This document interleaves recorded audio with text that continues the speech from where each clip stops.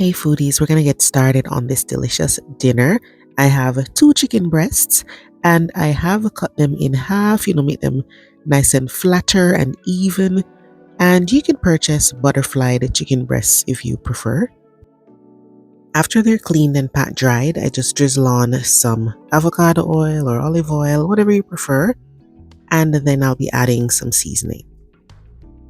The first thing I'm adding is this green seasoning. It's a blend of scallion, there's some garlic, onion, scotch bonnet pepper, some parsley, and we use this in Caribbean cooking a lot. It adds a lot of flavor. So we're going to go in with that. And then you can add just salt and pepper with this or your favorite powdered seasonings.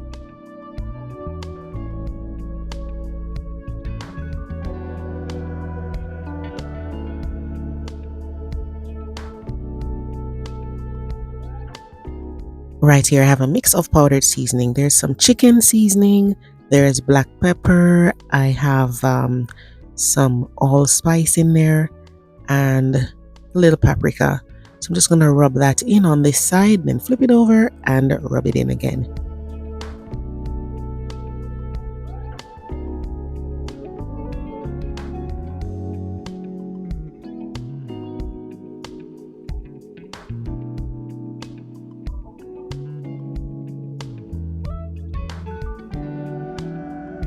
If you'd like to, you could marinate this overnight. That makes it even more flavorful.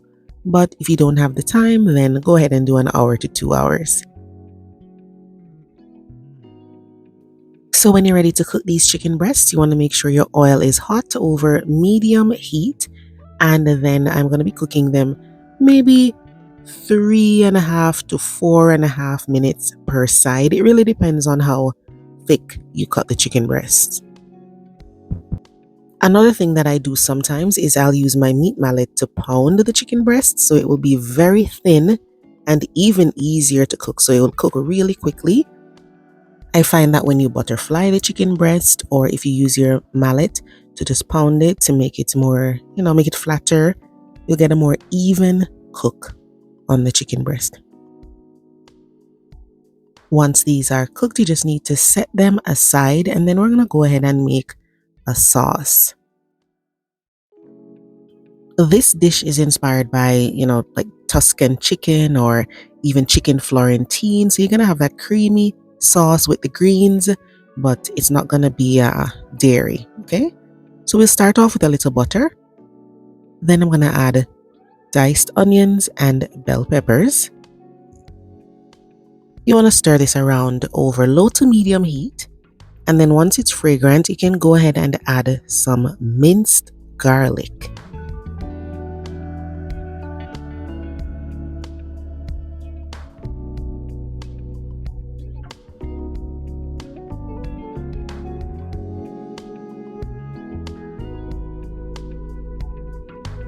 Once these are smelling good but not overcooked, you're going to go ahead and add the garlic. Stir that in and then we'll add callaloo. Callaloo is like a dark leafy green vegetable. Many other islands aside from Jamaica use this, but they might call it a different name. We call it callaloo. So of course, if you're doing the Florentine or Tuscan chicken, you would use spinach, but I'm using callaloo. So it has been cleaned and cut into strips. Canned callaloo is available in the grocery stores, but I'm not a big fan. I prefer to use fresh callaloo.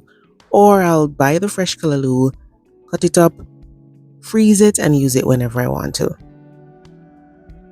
When you're using the callaloo for this dish, you want to make sure you cut the stems really small so they're not tough. And we're going to just saute this. Add some minced Scotch bonnet pepper right here. Then we're adding minced fresh thyme leaves. Once the leaves of the callaloo start to wilt slightly, then we are going to be adding some other ingredients. We're using coconut milk today. You could use coconut cream. And of course, if you were doing Florentine or Tuscan chicken, you'd be using dairy, so some heavy cream, right? Or some whipping cream. So in goes the coconut milk. Then you want to add the same seasonings that you used on the chicken. Just repeat them right here for flavor.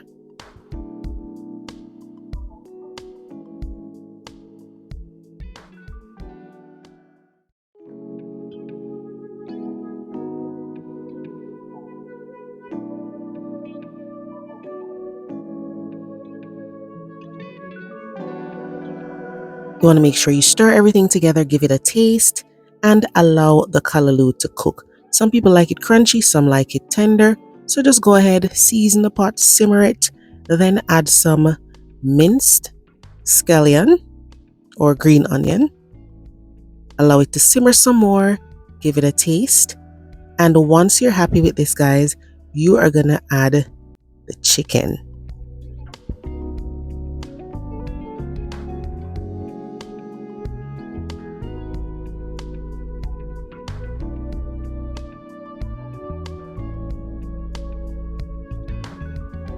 So, of course, the chicken could be cut into strips. You could dice it, whatever you prefer.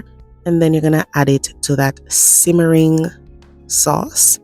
If you want to, spoon that liquid all over the chicken. If you prefer, just set it on top and that is it.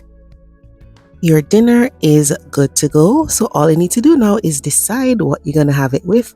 You're going to have it with some pasta or some rice or mashed potatoes. My favorite thing to have this with is some creamy mashed potatoes. Give this a try and come back to let me know how it worked out for you. Thanks for watching. Bye bye.